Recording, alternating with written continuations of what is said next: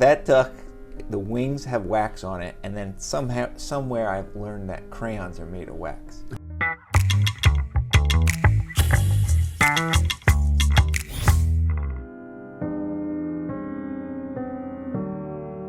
And thank you for taking the time to be here today. Oh, anytime. I really appreciate it. It's great. Thanks for the opportunity. Yeah. We're gonna get to know each other better. That's for sure. Like I said, I love this forum. I love podcasts. That's right. You love listening to them. I love learning. This one's a visual one, so you can watch it and listen to it. Yeah, I'm not sure anyone wants to see me, but they will. Listen, let me ask you this, Jason. Where were you born? Philadelphia, in the outskirts of Philadelphia, Pennsylvania. Okay. In Abington. It's kind of like a suburb. You have siblings? Yep, I'm one of 4. Okay, so tell me how it goes. Older sister, 6 years older, and then a brother who's 18 months. Younger brother, 18 months. So the boys were sandwiched in between. My sister was kind of off on her. She's the one off. So, are you guys tight? Are all of you close? Yeah, we're close. What? Even with the sister who's 6 years? Yeah, I'm probably closest with my sister. Oh, is that right? And it's how the DNA shakes up, because you share some commonalities. Are you two look similar too? You and your sister? Yeah, and similar types of makeup, where these other 2 brothers, they don't get headaches or stuff like that. And so sometimes my sister and I can get headaches, and so just different intolerances towards foods or something like that. And so is that right? Yeah, the makeup is kind of similar. My sister and I compared to my So she picked up on you real quick. When you came along, she said, finally, I'm not alone. Yeah, right. I'm not the only one. This is my carrots. No. So what about mom and dad? How are they doing? Your brothers and sisters are all okay right now? Yeah, doing good. Doing great. Okay. Mom and dad? Great in that interesting stage of life where it's, they're figuring out the exit strategy or a different way of life from working. Are they still together? Still together. Okay. And you know how you get into a grind, and then with 4 kids, and they got into just a mentality of work. Okay. Tons of work. What's your father do?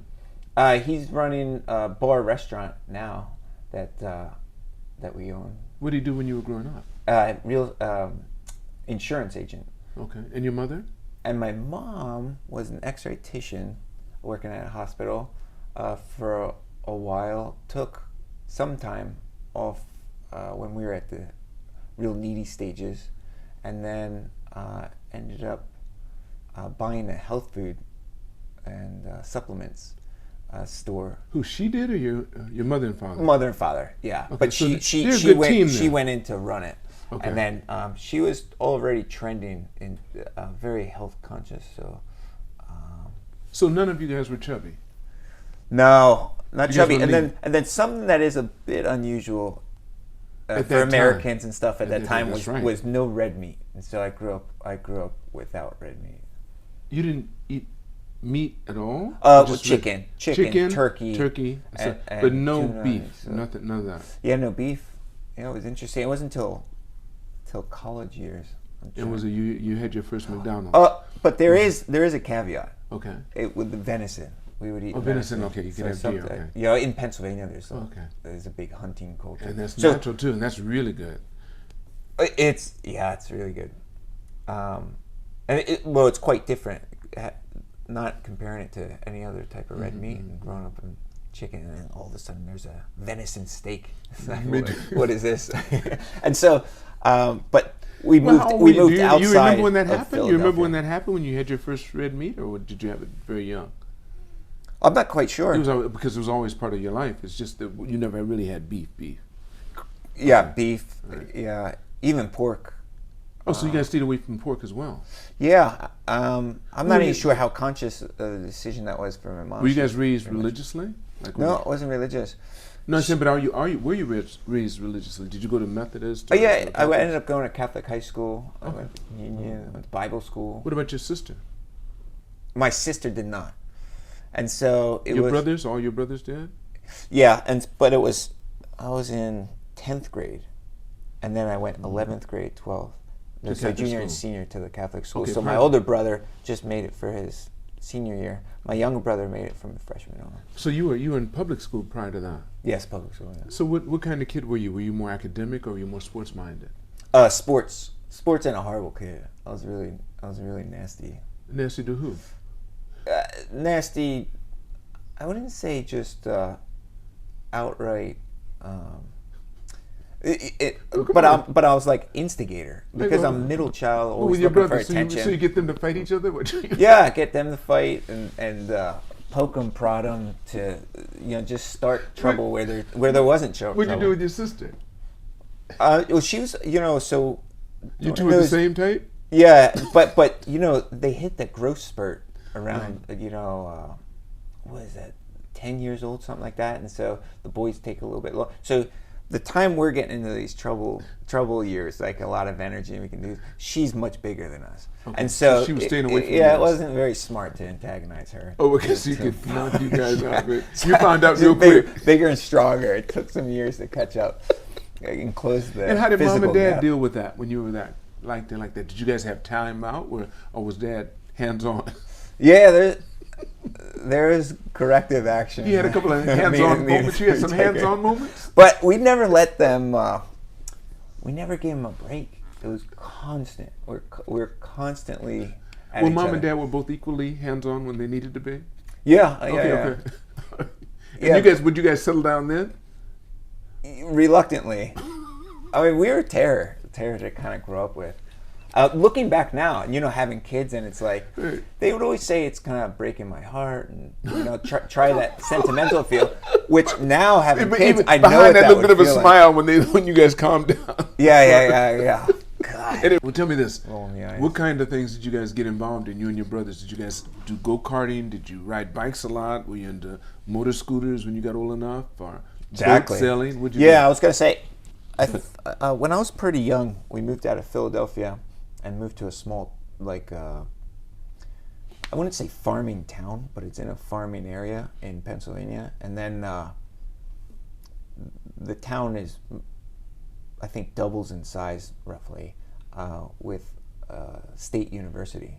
So it's kind of a university town surrounded by a lot of rural farm areas and stuff like that. So that gave us a lot of opportunity to get into this stuff. So a lot of dirt biking, a lot of outdoors. What age were you when you got there? I was pretty young. I was like 5 or something. Oh, so that's all you knew. Yeah, exactly. I'm growing up in small. Are they town. still there now? Yeah, we were just back there too. I just took the family back this. What did they say? To see. What's it like seeing your friends? Oh, it's great. Don't forget they're gonna see this. Yeah, no, it was brilliant. And, it was good. And so. You still have some good friends back there. Yeah. That you grew up with. That's nice. A few. The ones that life's a bit tricky with family. You have to prioritize. It's like cold, but it seems cold. But you have to kind of prioritize time to maintain relationships. Relationships take a lot of energy and time. With family. So I saw family back there. My sister and 4 kids, and so we got to hang out with them. Okay. But I got to see a couple old friends. Oh, friends, right. So it's like family too. That's what you mean. Yeah. Oh yeah, exactly. Okay, because you grew up together. And so with the friends, yeah. You have family, and then, like I mentioned, my sister has some kids, and so, and then the brothers have their own families, and so. What do you? What did you? It's interesting to have to divert, to prioritize time to maintain. Distance relationships are difficult itself, right? And then. But now it's getting a little bit easier. See, you grew up in this time, but see, for me, I know the difference. It's like your parents' having this phone now. And remembering this one, and not being able to get the neighbor next door, or telling the person who's also on the line to get off because you're trying to call somebody, the party lines and stuff. Yeah. So I know what you're talking about, but we think it's so easy because you can see now. I can see people. Yeah. They don't have to be with me because we knew the pain of having to go see them. Yeah. And they'd be completely different because you haven't seen them at all. Writing letters. Letters that took forever to get here. Yeah. And then you could still smell the scent on there. Ah, cool. And sometimes they'd put your favorite gum flavor or whatever it might be in it, So tell me this. Okay, so when you went through school, you finished elementary, junior high, high school. Did you go to college? Yes. Close by home? No, I went outside Boston. Okay, where'd you go? Say outside Boston, but it's Nashua, New Hampshire. It's right on the southern border of New Hampshire. If you talk about aviation, I don't know how technically you get, but you can get your pilot's license through, in the civil world, you can get it through a track that doesn't involve college. Of course, Which is you just find an instructor and just go there and then just you get the hours. Yeah, and that's called Part 61. You just Okay.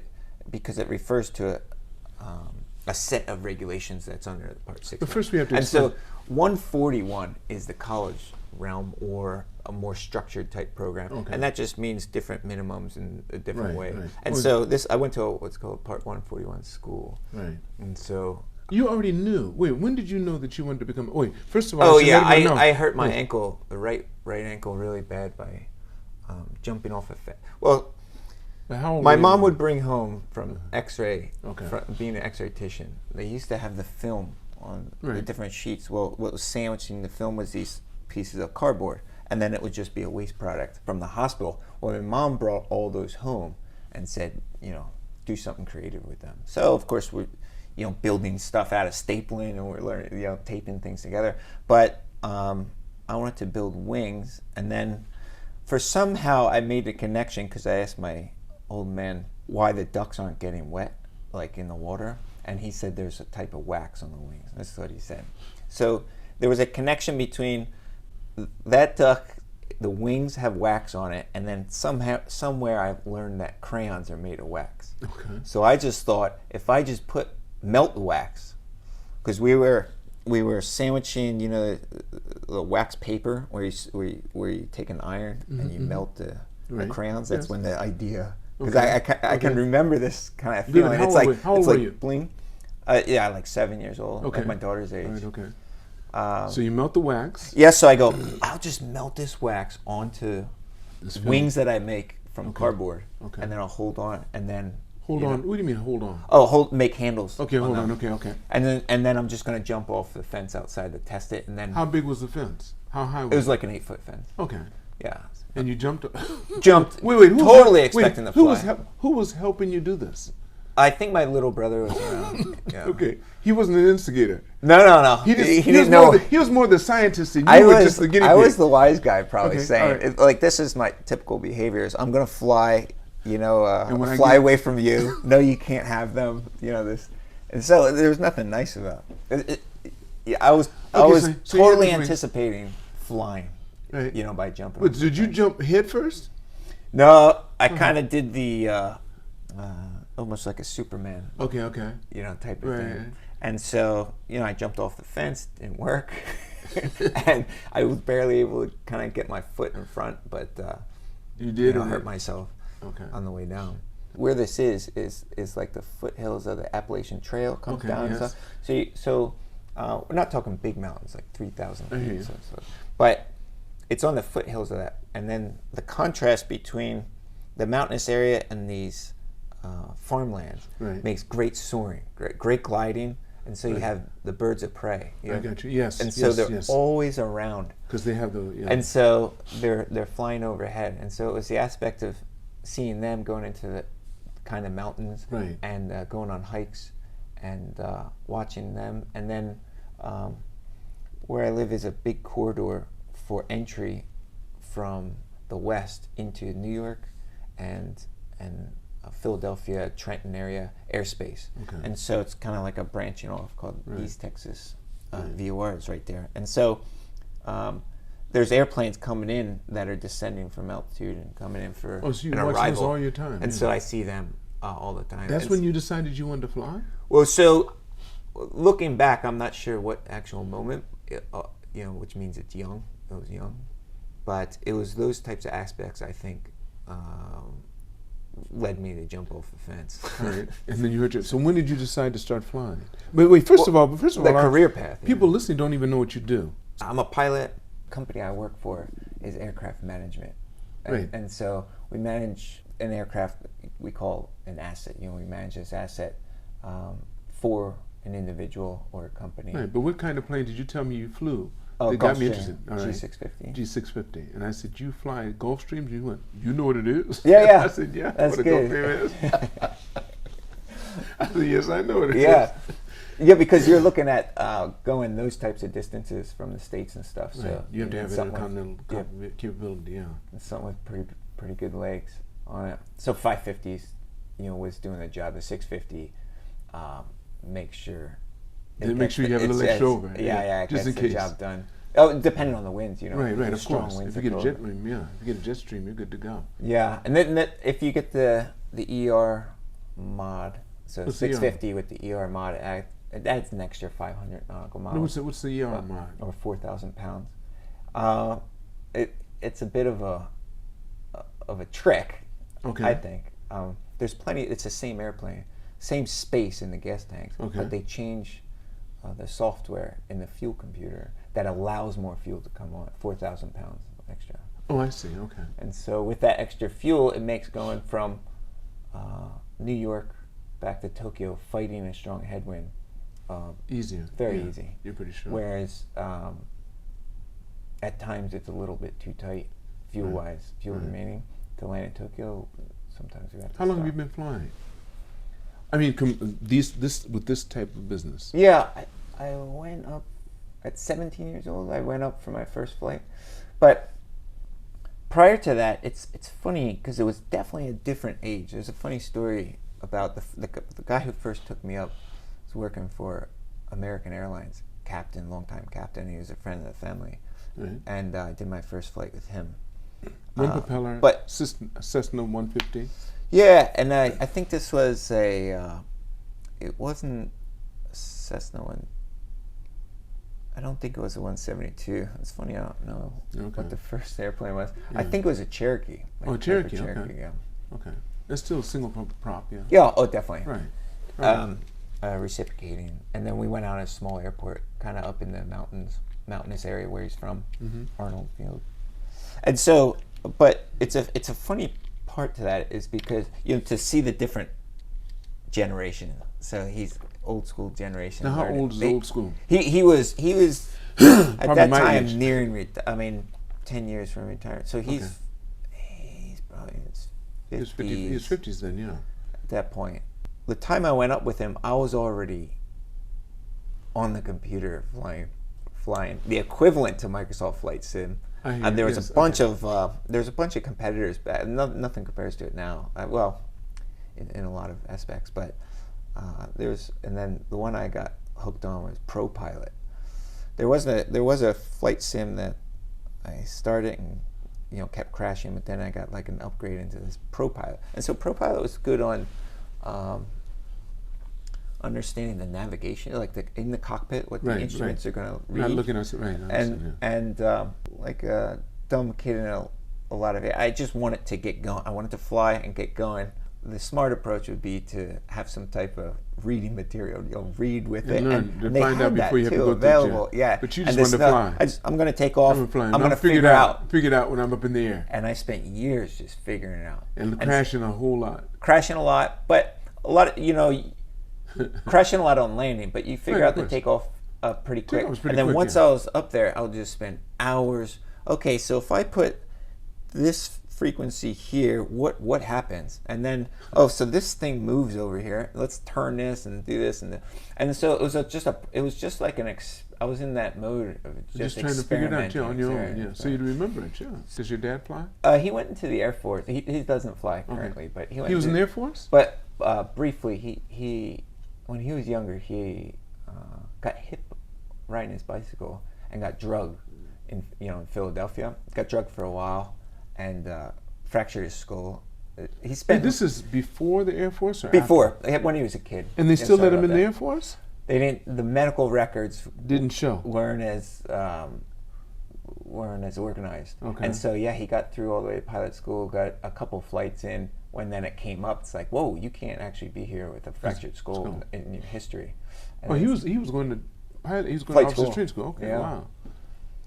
Yeah, and so he must have been really happy that you became a pilot. Yeah, he's beside himself for sure. Your brothers? But it was weird. There was no pressure, no even talk about it. No, but those stories kind of came up after. Yeah. But what about your brothers? What do they do?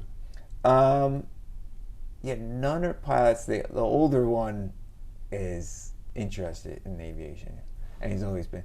And in interesting parts of it, the Air Bull the Red Bull air races. Okay, but is he doing that? And stuff. Well, he's not flying in it, but so there's a long-term goal, and it would be great to achieve. I think he's going to end up taking lessons prior, But if we ever move back to the States to get with him and get his license, I would love to do that. What about your younger brother? Younger brother, not so much interest. It's not a disinterest. It's not a completely uninterested. It's just not a real driving force or focal. And your sister? Doesn't like flying. She doesn't like heights or just not flying? She doesn't like flying. She doesn't like really the feeling of not being in control of that type of thing. I see. So we ended up going back, and Did you fly when you were back? Yeah, every once in a while I'll go back and rent a plane. Just go and grab one. That's the beauty of the States. Like what? Last time I was back, I got Cherokee and took a bunch of people up. I can't. My sister. How many people? I made multiple flights. And so my sister's family and her kids, I wanted to take them up. My brother-in-law, he's probably going to get his pilot license at some point, which I would like to help out. I'd like Is to there go any back. limit to getting any limit in age for getting your pilot license, or do you just have to be in good health? Yeah, good health to pass the medical. Okay. I don't believe there's an age limit. No. So you can help people get their license. What do you mean, with just the testing part? Oh no, I have my or had my instructing certificate. I have to get it renewed, and so. Do you fly here in Japan? No, it's a little bit more difficult here. It used to be easier. There used to be a flight school at the air base. Yeah, Air Force. You go to Air Force Base. And then we have a guy flying with the company, Japanese guy who, long story, I flew with for the last 10 years now. He's a great guy. And we have a lot of stories of traveling the world and all, but he actually rented out of there, and I think instructed out of there for a while. Yeah. But the ability for people without the military access to the base to be able to go on, that has stopped quite a long time ago. It did, yeah. So it's rather tricky. I would have to get the license validation, which is, we understand that you have an FAA license and you take these series of tests and you can have a Japanese pilot's license, which is what I did when I flew for an airline in India, this validation process. And then I think there's access to a couple airplanes outside of the Tokyo area. Long answer, no. I didn't rent yet. I'm not sure the hurdles. But if I do, I might go along the route of flying a glider out of here.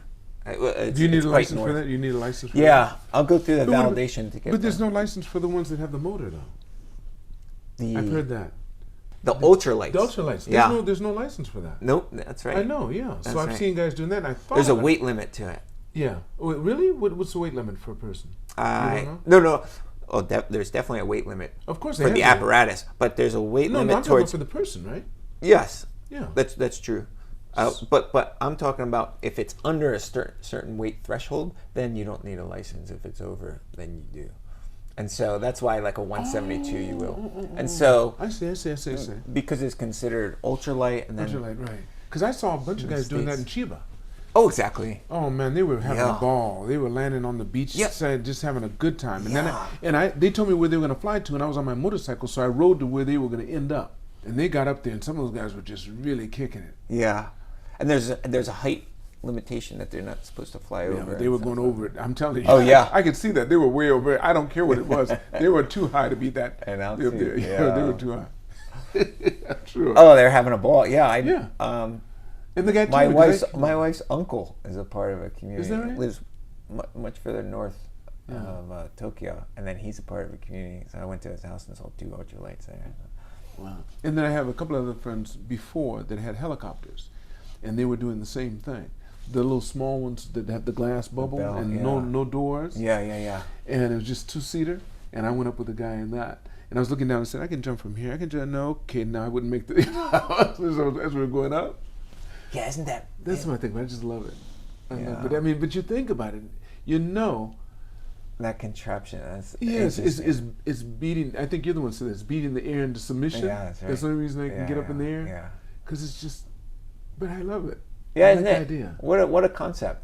Isn't that something? But I mean, but drones have to be a little bit different. And then you have 4 of those rotors at least. Yeah, the quadcopters. I'm thinking about. They're very stable. Yeah. But there's built-in stabilizers and stuff. Yeah, They got that are reading data real time to adjust. So that's right. the interesting thing about a quadcopter is you can lose one of those motors, and then it can You can still, adjust, you're right.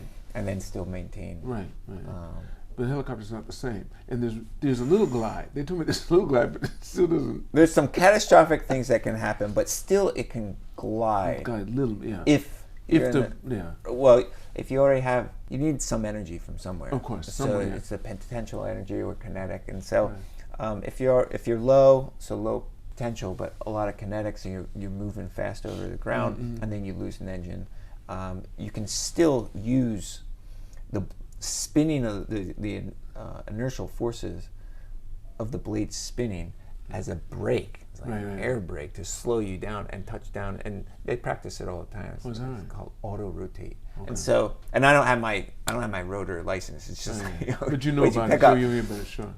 And then if you have a lot of potential energy, no kinetic, when they call in a helicopter to do construction work and pick up like a machinery or something like that and bring it, that's actually pretty risky. Yeah, that's one of the more challenging aspects of flying a helicopter. What I understand is because being stationary, having very low velocity or kinetic energy, means when you do lose an engine, it's very fast. You have to act to convert. Well, what you're going to do is you're going to convert that potential energy to kinetic, and then once you get down, if it's high enough and you react it accordingly, and then you have a nice spot to land, then you convert that energy. Then you'll have some kinetic energy to build up to act as a brake. Oh, I see. But that's then the impact alone. But when you got your license, where were you? Finished college, you get your license to become a pilot, and how long did it take? It's just a matter of which license, because you the build up into more now. complexity. Yeah, so that takes quite some time. It's called the ATP. It's airline transport pilot license, and so it's where you can work commercially and be the captain of an aircraft, of a commercial vessel. Okay. And you're the captain? Yeah. Okay. I think I got what we call PIC, or pilot in command. Okay. Quite some time, maybe. How many hours do you need? Maybe 10 years. How many hours do you need? Is it based on hours too? To get that license, yes. I think the minimum is 1,500 hours. And what would that equate to? Many years of experience. How many years? Yeah, it's hard because it depends on the route you take to get those hours. But you could think of getting maybe 400 hours a year.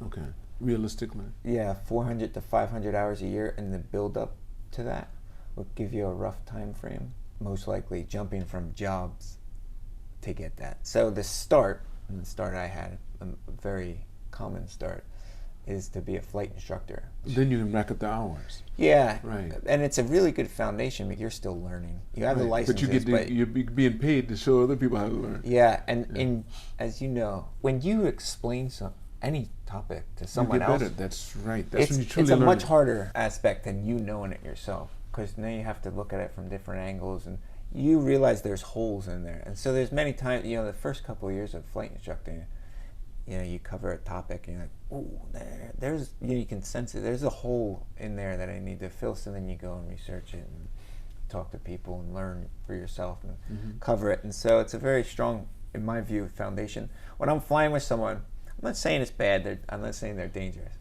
but you can tell who's flight instructed at this stage. Once you're in it long enough and you fly with someone, you can there's see certain things they wouldn't know if they hadn't been instructed. There's behaviors or understand. Aspects of how they conduct themselves. Right, exactly. And again, I'm not saying it's better or safer. No, but you can tell. But there's just aspects that you've learned. You can tell. So you can make those up in other ways. I can use the analogy of a gymnast. I can tell someone who's tumbling, like you see these guys do street tumbling and stuff, who's been a competitor and who hasn't been. If you're trained as a gymnast, there's certain rules you have to go by. And you don't just lose those rules. Same thing in martial arts. There's a difference between someone who's learned on his own and someone who's actually been in classes. Yes.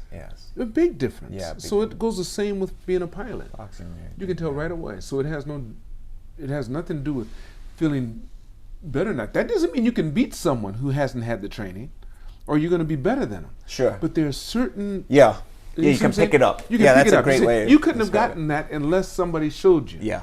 There's no way you're going to know that. Yeah. You know. What are you doing nowadays? What are you doing? I know you're on. I know you don't have a flight now. That's why I was able to get you on this podcast. Yeah, that's great. But what are you doing these days? Jiu-jitsu. Spend a lot of time with family, try and soak up these moments. Wait. Jiu-jitsu, and then you spend time with your family. What, doing jiu-jitsu? Oh, I try. You put those two together. I try to bring my daughter. Or use it on them. Yeah, no. I try to bring my daughter to the gym. She's 7, but she's not having it. How long have you been doing that? December 18. So I'm still a baby. Oh, you just started? It's still baby. And, yeah. Okay. Why did you decide to go into jiu-jitsu? Had you done any type of martial arts prior to that? No, there's a little bit deeper. My mindset for competition is poor. I got over it with flying because you're constantly under some type of evaluation throughout, and so every 6 months I go back to a training facility and be under an evaluation. It's a pass-fail type thing, scenario on all different aspects, running through some emergencies and stuff. And so you spend a career doing that. I'm confused why when I enter competitions in a sport, jiu-jitsu, the same type of failings I have as I had when I was younger. You have the same kind of feeling.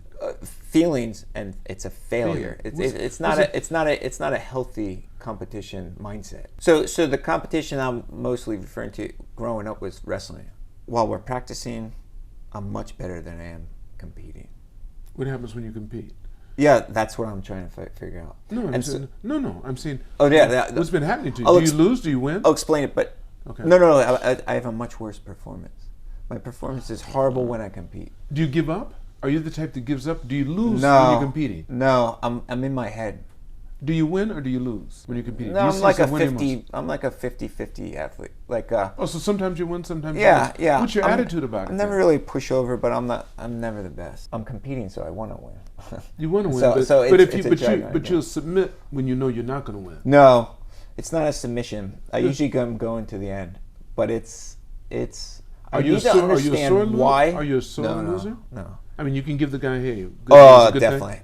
You can do that. You've always been able to do that. Yeah, I've always been able to do that.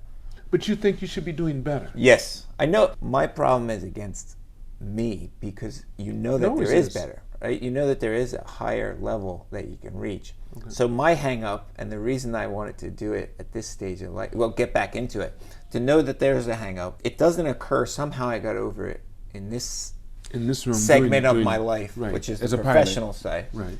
Why can't it? Because now I'm going to be teaching my kids, and if they're entering in this sport, and I have this major hang up, and they want to be successful in sports, I have to understand what my problem is. So I got into this to compete, to figure out, and lo and behold, I get into these competitions, and it's just like I'm a kid again, and all these things are coming 50, back. 50. And so I'm going to figure it out. It's going to take time. And so, I've been trying to slay that demon for a long time. So what do you mean? Wait, you're starting to make me really curious, Justin. Oh, no. Because you go in the corner after you lose one and start crying or something? No, it's really? It's just knowing that could have been better. What do you do when you win? When you win, what do you do? What do you do when you win? Move on to the next person. So the format is a tournament, right? So it's you win. Prepare yourself for the next fight, for the next battle. Okay. And so in wrestling tournaments, guys would win the tournament that I could beat 1-on-1, and maybe I have beaten 1-on-1 when we have a wrestling match. But I get into this tournament scenario and I can't keep it together. And this competition mentality, I'm defeating myself. Of course. You've already decided that he's got to move on you that you may not. Yeah, that's interesting. Very rigid, very, in a sport like that, probably any sport, but, you get to the point where your training takes over and you can't think. You think you're getting slow. You're overthinking it. Same with flying. Right. You train, have the scenarios down. When it's time to act, then you're kind of one with the machine, and then, Yeah. And so same with the sport, but in competition, there's a preparation or something that I'm failing at, that I'm getting in the way of the sport or the competition. So there's a gap that's leading to loss in time, which means I'm lost in position, which means everything's worse in terms of performance. And so I think going way back to the start of our conversation, life is progression. It's not static, and I know that there's some holes in my character, and in order to try and teach my kiddos, I have a little boy too that's he's showing a lot more of the physical traits, and maybe he will get into sports. It would be nice if I could conquer this demon. So you consider it a demon? Yeah, it's it's been all through childhood and all, being in sports my whole life, and being held back by myself. I feel that something I could overcome to enhance. Now it's already late for me, but maybe if my kids reach the same thing, it would really hurt me if I never tried to overcome that and then couldn't help them in something that I struggled with. So knowing that I struggled with it, if there's even potential that they're going to reach that, I would like to overcome it and have some type of insight that could help them overcome it. Well, Justin, coming to that point, before I end the podcast, what I usually ask someone, which you might help you a little bit, if you could go back in time and meet the 20-year-old Justin, what advice, knowing what you know now, would you give to him? 20 hours flight instructing. Just graduated. During those times, try and learn from it. Learn from. I think those negative energies probably inhibited or switched off the learning mechanism, at that time. And so I probably could have grown, become a better person at that time. I was a bit antsy, not knowing what the next career step would be. I was distracted. There wasn't. That's good. Good enough focus. Thank you so much, Justin.